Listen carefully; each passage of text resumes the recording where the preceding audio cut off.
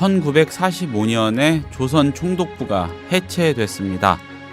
그러나 그 산하에 있던 조선사 편수회라는 곳은 한국 주류 역사학계로 승계가 됐다는 평가가 있죠. 여기에서 말하는 주류 역사학계라는 거, 이건 곧 식민사학계라고 분석하는 시각도 여전합니다. 광복 뒤로 70년 가까이 흘렀지만 조선사 편수회가 창안한 이 식민사관은 단 한 번도 종합적으로 검토된 적이 없다는 주장 또한 여전합니다. 우리 역사학계 일각이 아직도 숭앙하는 조선사 편수회를 이끌었던 인물인 이병도 선생은 한국 사학계의 태두 정도로 인식이 되고 있습니다. 이병도 선생은요, 일제가 만든 조선사 편수회 회원이었던 이만희 씨라는 사람 밑에서 한국사를 책임 편찬했다고 합니다. 국민TV 라디오 30분 책 읽기 2월 18일 화요일 순서 시작합니다.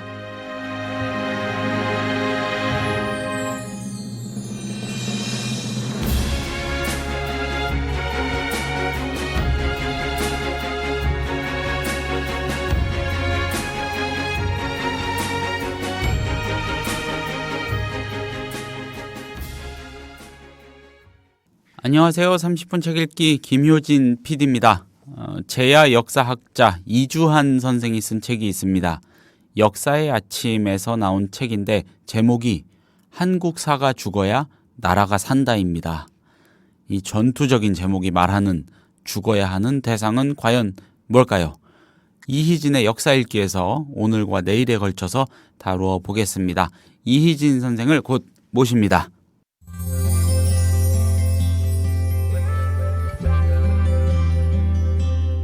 매일 아침 이 책 한 권.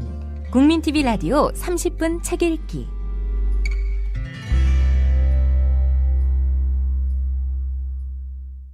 선생님 안녕하세요. 안녕하십니까? 네, 반갑습니다. 또 시간이 돌아왔습니다. 예, 그러네요. 예, 자, 한국사가 죽어야 나라가 산다. 제목이 전투적이에요. 예, 굉장히 도발적이죠. 예, 도발적이에요. 정말로. 예, 아주 비판적인 시각의 책이라는 거는 뭐 어렵지 않게 인식할 수가 있겠고요. 여기에 그 문제, 식민사관, 식민사학 이런 개념이 아주 거칠게 등장을 하는 것 같습니다. 자, 먼저 이 책 어떤 책인지에 관한 설명을 간략하게 해주시고요. 오늘과 내일 이야기 구성 어떻게 해주실지도 안내를 좀 부탁드리겠습니다. 예, 이 책에서 보면은 네. 사실 제목이 한국사가 죽어야 된다고 시작이 돼 있는데 네. 사실 그 앞에 가로치고 몇 마디가 생략돼 있다고 봐야 됩니다. 여기서 말하는 한국사는 그냥 한국 역사 자체를 뭐 죽여야 된다, 뭐 연구하지 말아야 된다 이런 게 아니라 네. 사실 식민사학의 영향을 받고 있는 한국사라는 얘기가 되죠. 그러니까 이 책의 저자들은 지금 한국 역사학계에 있는 사람들을 굉장히 식민사학에 젖어 있는 사람들이라고 비판을 하는 전제에서 나오는 겁니다. 그러니까 사실 책의 기본 주제는 식민사학이라고 봐야죠. 아, 그렇군요. 네. 그러면 이제 그 다음으로 문제가 되는 것이 네. 그럼 과연 이 책에서 말하는 식민사학이 뭐 존재하느냐. 많은 사람들이 의문을 갖고 있는 게 해방된 지 지금 반세기가 지났는데 웬 놈의 식민사학 타령이냐 이렇게 생각하거든요. 독립국가인 대한민국이 무슨 일본의 식민지에서 벗어난 지가 언젠데 70년 가까이 되지 않았습니까? 그렇죠. 예. 뭐 반세기가 넘어서 이제 한 세기를 향해서 질주를 하고 있는 이 시점에서 일본의 지배하에 있지도 않은 대한민국이 식민사학의 영향을 받고 있다는 데에서 많은 사람들이 이해를 못하는 경향이 있거든요.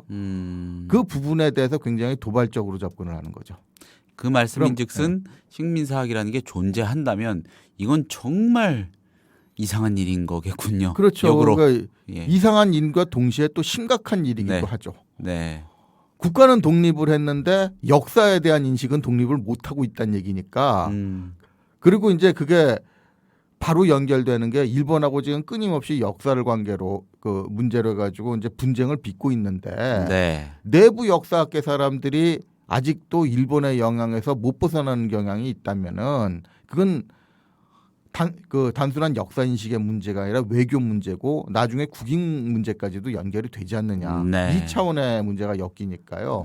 그래서 이 책에서는 상당히 그게 문제가 되는 핵심 주제가 되는 겁니다. 네. 또 반대로 뒤집어 생각하면은 존재하지도 않는데 괜히 이제 문제를 일으키는 거라면은 그거는 사회에 대해서 또 사회나 역사학계에 대해서 또 그 불필요한 모략을 하는 꼴이 돼버리니까 그래서 그 시비가 굉장히 중요한 거죠. 아, 그렇군요. 그러니까 이제 첫 번째는 일단 그 식민사학이 어떤 거냐, 어느 범주까지 식민사학이라고 얘기를 해야 되느냐, 또 그 식민사학이 존재하느냐 마느냐는 시비를 좀 가려야 되거든요. 네. 그리고 그 다음에 뭐 그거 가지고 이제 30분 하루 가지고는 도저히 안 되니까 그 다음에 되는 거는 그 얘기에 보면은 지금까지도 한 반세기 넘게 이 논란이 오는 거는 식민사학을 비판하는데도 역시 명암이 있지 않느냐. 마땅히 비판해야 될 걸 비판하는 측면도 있지만은 간혹 보면은 이제 자기 논리에 맞지 않는 그걸 다 식민사학으로 모는 이런 경향도 있는 것 같아요. 그러니까 요 얘기도 좀 균형 있게 봐야 이렇게 도발적으로 나오는 문제가 어떤 가치가 있으며 무엇을 조심해야 되느냐.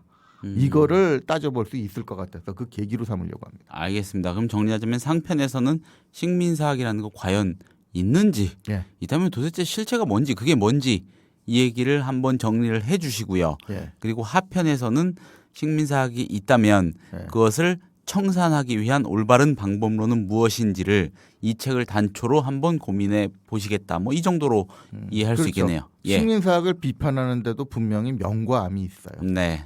식민사학 비판이라고 다 같은 비판은 아니더라는 겁니다. 네, 알겠습니다. 그러면 상편 이야기를 본격적으로 풀어가 주시기 바랍니다. 식민사학이라는 말은요, 저처럼 어린 젊은 사람들도 그렇고 뭐 어르신들도 그렇고 아주 그냥 귀가 따가울 정도로 여기저기서 많이 듣고 자란 건 분명합니다. 네. 그렇죠. 근데 그러니까 그게 뭐냐?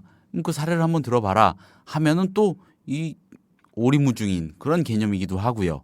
그렇죠. 그게 예. 지금 어떻게 보면 가장 심각한 문제입니다. 네. 식민사학 얘기는 뭐 지금 뭐 반세기 넘어서 70년이 지나는 지금까지도 계속 얘기가 되는데 네. 도대체 뭘 가지고 식민사학이냐 그러면 서로 헷갈려요. 그러니까 원초적으로 얘기를 하면은 사실 이 역사학이라는 게 이 정치에 이용당하는 일이 많다는 건 여러 차례 얘기를 해왔지 않습니까? 네. 어떻게 보면 식민사학도 그 중에 하나라고 보시면 이해가 편해요. 음. 단지 이제 식민사학이라는 어떻게 보면 학술 용어라고 하기 조금 민망한 네. 이 용어가 우리 사회에서 굉장히 많이 회자되는 이유는 일본의 식민지라는 네.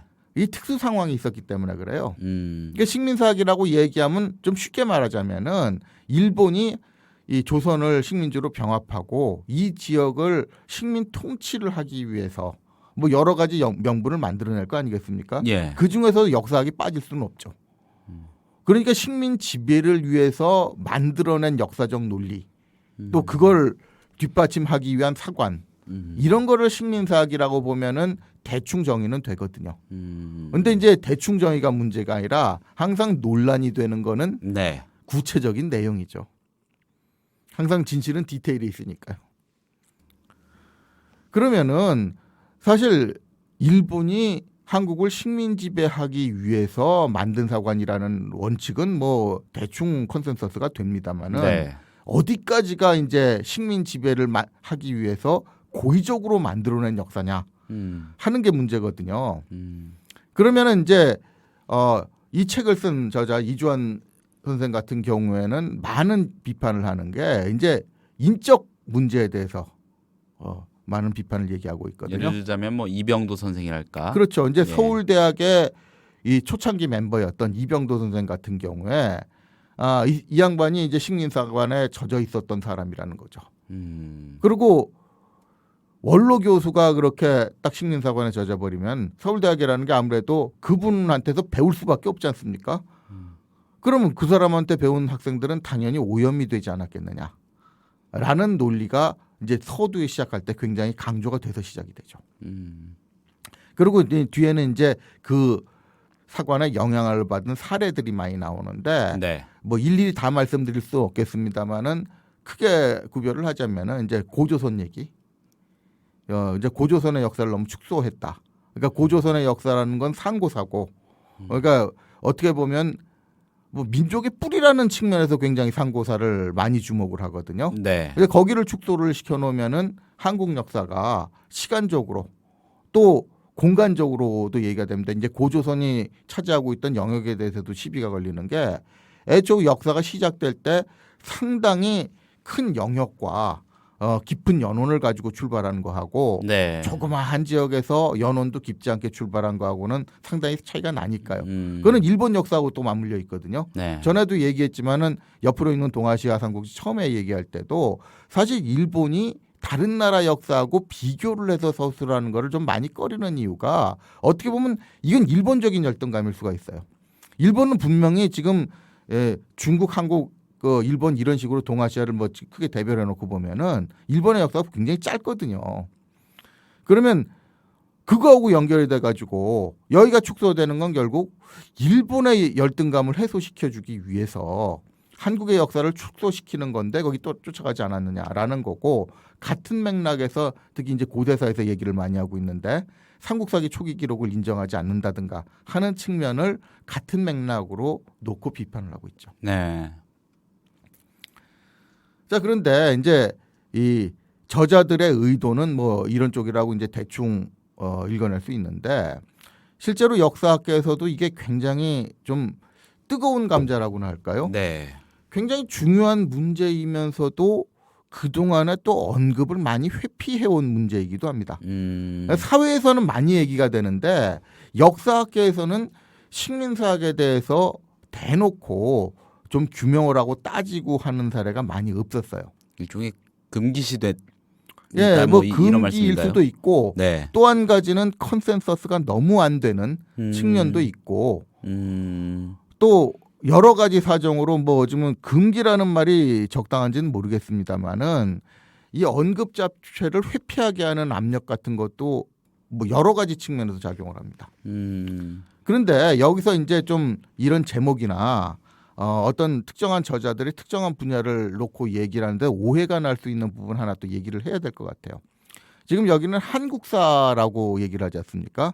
그러면 이런 제목을 보나 또 저자들을 또 보면은 그 저줄 내용에서도 그 명확하게 구별을 하는 것 같지는 않아요. 그러니까 한국사라 그러면은 또 한국 사학계, 역사학계, 그럼 아무래도 역사학계는 뭐 동양사, 서양사도 있지만은 한국사 비중이 굉장히 높으니까 어느 나라나 자국사 비중이 높은 건 사실이거든요. 네. 그러면은 그런 한국사학계라고 한정을 하는 게 다 똑같은 한국사학계인 줄 알아요. 근데 실제로 내부를 들여다보면은 여기도 조금 미묘한 차이가 있습니다. 특히 이제 근대사하고 고대사하고 같은 한국사라고 얘기를 하는데 사실 분위기는 굉장히 많이 다르거든요. 특히 식민사학을 놓고 여기를 놓고 취하는 태도를 보면 거의 180도라고 할 수 있을 만큼 경향이 다른 게 있습니다. 물론 뭐 그렇다고 해가지고 근대사 고대사는 완전히 이제 100% 근대사는 이렇고 고대사는 저렇다는 게 아니라, 근대사 같은 경우에는 아무래도 식민사학을 비판하는 논지의 비중이 굉장히 강하고요. 고대사 같은 경우에는 상대적으로 보면은 그걸 식민사학이 존재하지 않는다는, 지금 시점에서는 존재하지 않는다는 얘기를 하는 경향이 굉장히 강합니다. 네. 그러니까 그걸 한눈에 볼 수 있는 척도는 뭘 보고 얘기를 할 수 있냐면은 그 지금 식민사학의 거두라고 비판을 받고 있는 두개 이병도 선생에 대한 태도를 보면 거기선 굉장히 적나라하게 갈리거든요. 그러니까 아시다시피 뭐 몇 년 전에 발간된 친일 인명사전을 보면은 네. 두개 이병도 선생이 올라가 있어요. 친일 인명사전에. 거기 올라가 있다는 건 친일파란 얘기거든요. 네. 친일파를 올리는 사전이니까.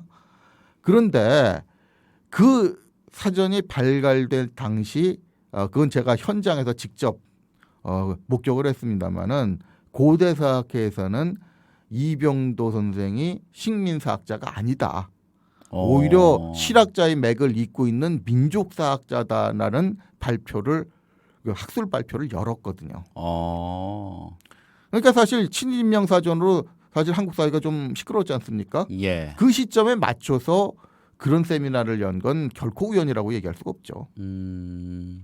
그럴 만한 대목이 어쨌든 있으니까 그렇죠. 그랬을 거 아니겠느냐는. 네. 예. 그러니까 이제 이게 뭐냐면 역사학계, 한국사학계라고 해서 다 같은 한국 사회가 아닙니다.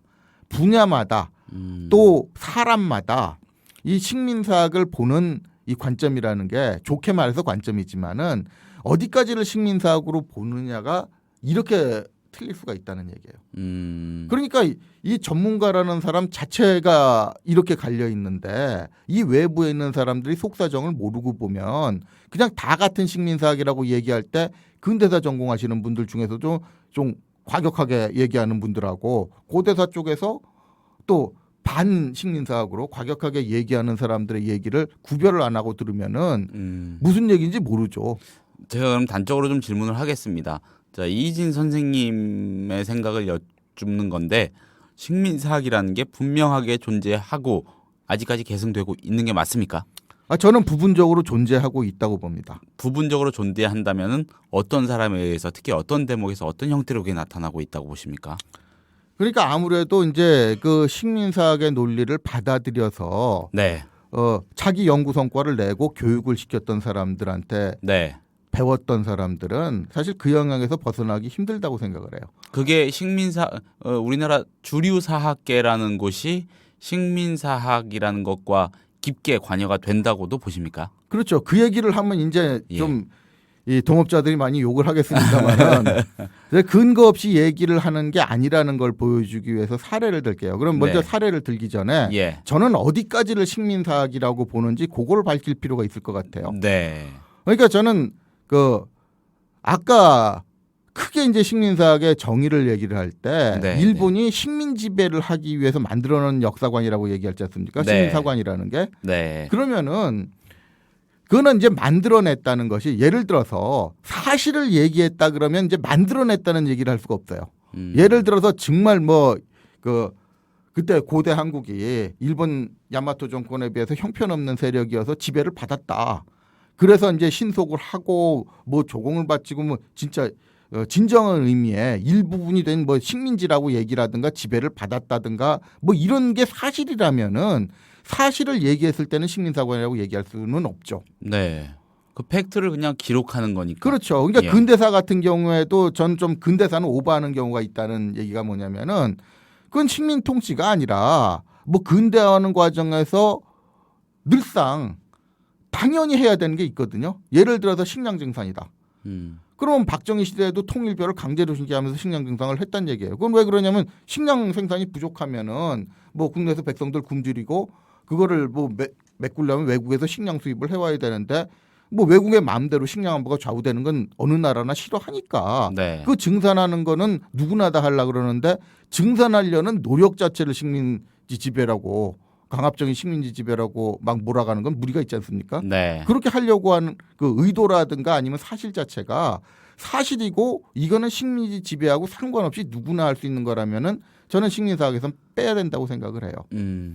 근데 이제 마찬가지로 이제 고대사로 들어가서 얘기를 하자면은 그 사실이어서 얘기하면 모르는데 제가 보기에는 이거는 사실이 아니라 분명히 그 당시 역사적 사실이 아닌데 이거는 그 사료 내지는 그 사료를 해석하는 과정에서 식민지 지배를 하기 위해서 분명히 손을 댄 건데 이것까지 받아들이는 건 전 식민사학이라고 보는 겁니다. 예. 그러니까 좀 더 구체적으로 예를 들어주신다면요. 그러니까 제가 이제 그 동아시아적 천하관을 얘기하면서 굉장히 중요시해야 된다는 게 있지 않습니까? 이제 네. 뿌리를 가지면 사실 식민사학이라는 것도 그 이면에는 뭐가 있냐면은 황국사관의 일환이라고 봐야 돼요. 자, 그럼 그 황국사관에 입각을 해가지고 네.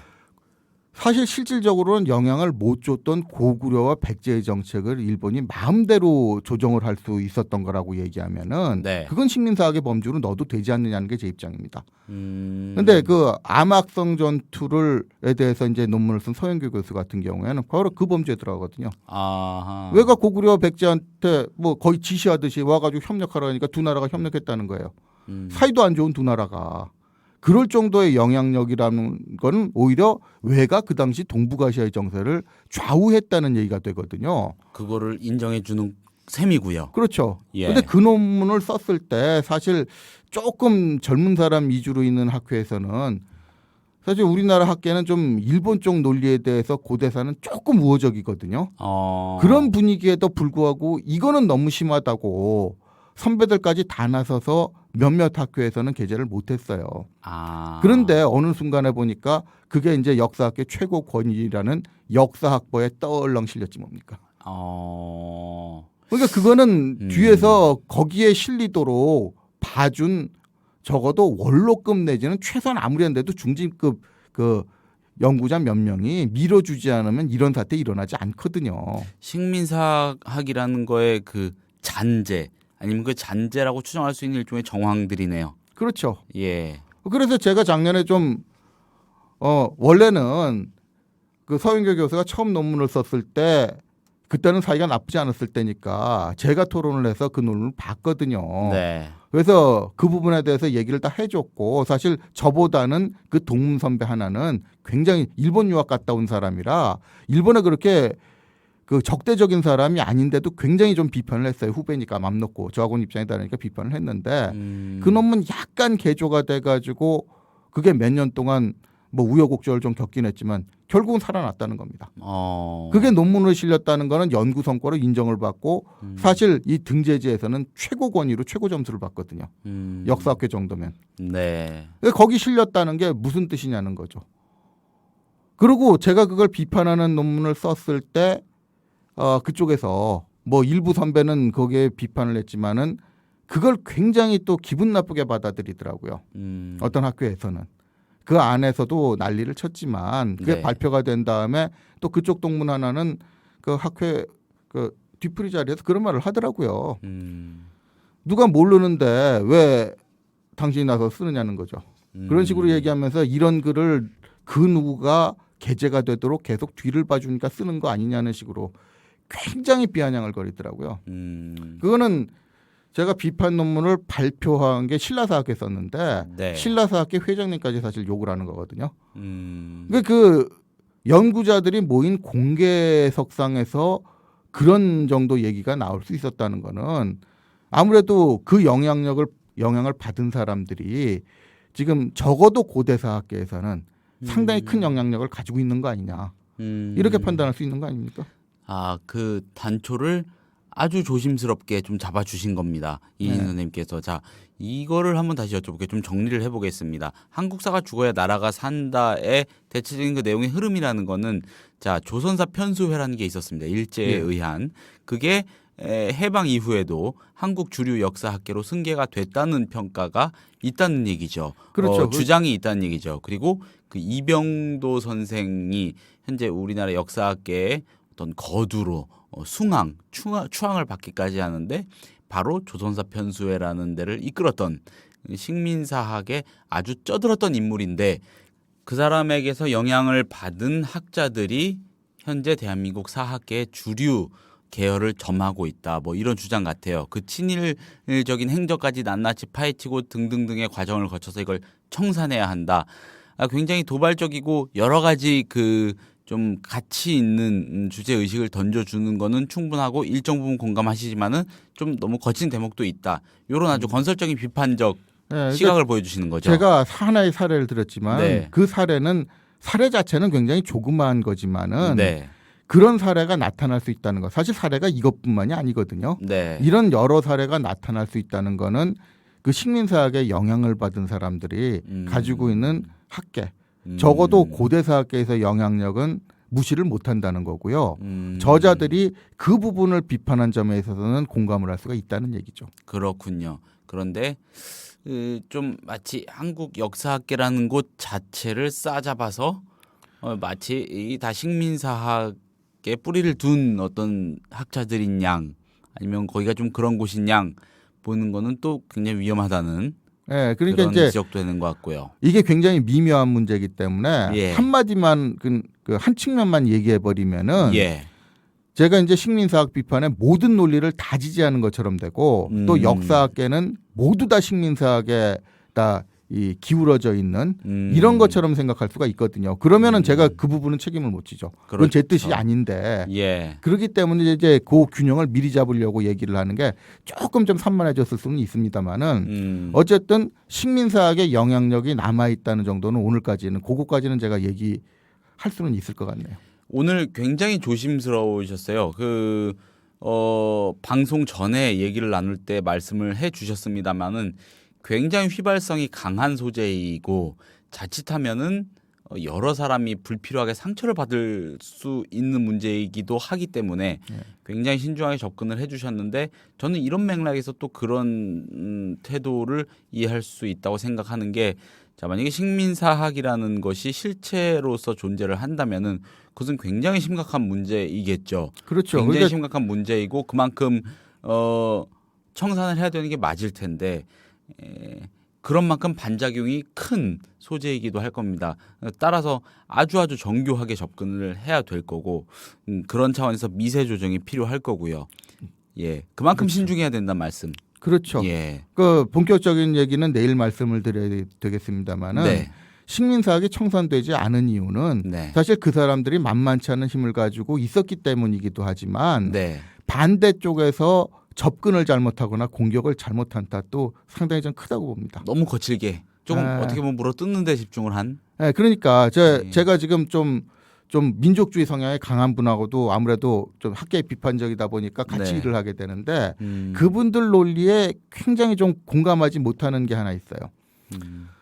좀 사실하고 다른 얘기들을 많이 하시는데 그분들은 이런 입장을 얘기하더라고요. 많이 공격을 하다 보면 아무거나 하나 먹히면 되는 거 아니냐라는 건데 근데 공격은 신중하게 해야지. 저는 일발필중의 자세를 강조하고 싶습니다. 이건 100개를 제대로 지적하다가 하나를 틀려도 반격을 받는데 아무거나 100개 던지고 하나 우연히 걸리는 것면은 충분하다고 생각하니까 그게 오히려 반대쪽에다 힘을 실어주는 결과가 됐다는 겁니다. 이 난사는 공격의 권위를 떨어뜨리겠죠. 그렇죠.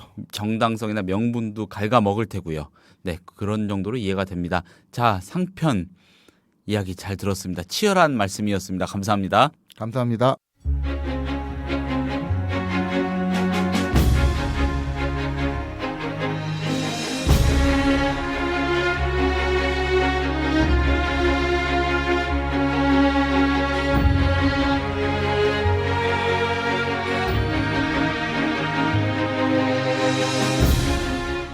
(2월 18일에) 30분 책 읽기가 소개한 책은 이주한 선생이 쓰고 역사의 아침이 펴낸 한국사가 죽어야 나라가 산다였습니다. 이 얘기 내일까지 이어가 보도록 하겠습니다.